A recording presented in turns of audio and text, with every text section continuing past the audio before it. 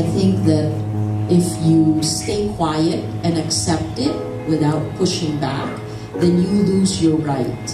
So I think what we've done is to find that balance, because we believe we submit ourselves to the laws. But what we're saying is these laws haven't been broken, and you are using them to try to intimidate us and to stop our ability to hold your power in check.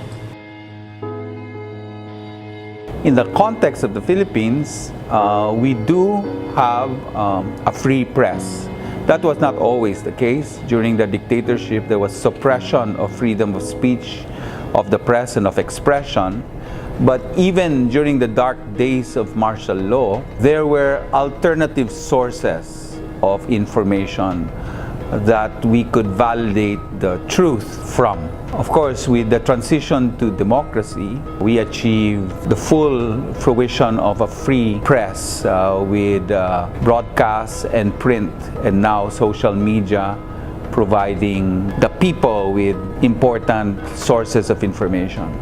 The challenge, however, right now is, despite this explosion of access to information, not all of the information are factual.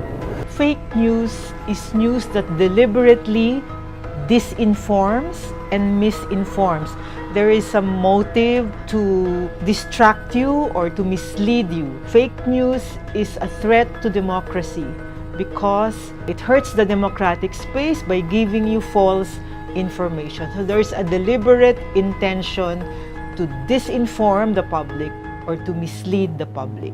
I would say that if there was one word to describe our situation now, it's dire.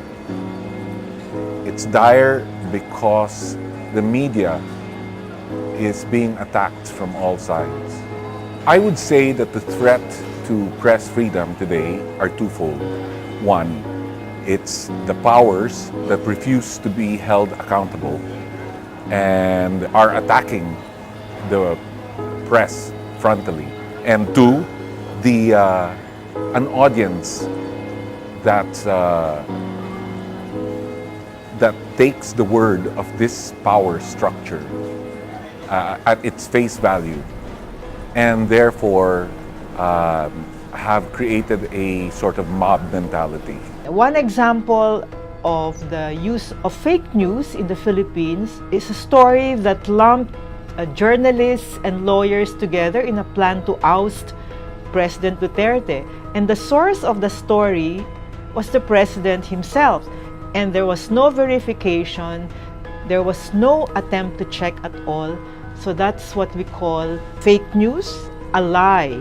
This has an undermining nature in terms of democracy, because if we are unable to rely upon information that is based on truth, credible and validated, then people can choose to believe whatever they want to believe, and we will not have democratic discourse. Rappler is one of a few news organizations in the Philippines that's being threatened, harassed, intimidated by no less than the President, Rodrigo Duterte.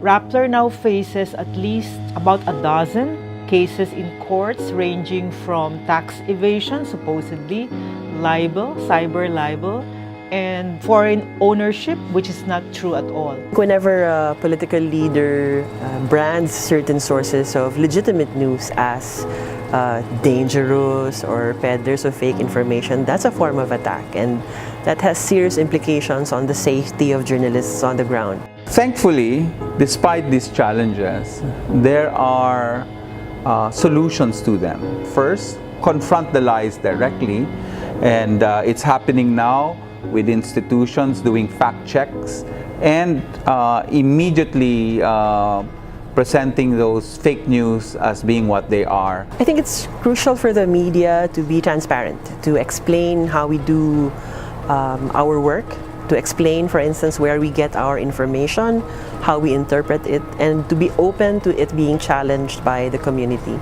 And the more people correct us, the more people contribute their own information. As long as it's valid, then the richer the conversation becomes. I think your generation will be far more astute and sensible and sensitive to manipulation than mine. This period will change, and it's already changing. The fact that Facebook took down the Myanmar head of the military, the general, the fact that they took that account down and are trying to prevent violence, those are good steps forward. What happens in the Philippines? I don't know, it depends on you. Each of us can become truth tellers. Each of us can become participants in the process of uncovering deception and promoting truth.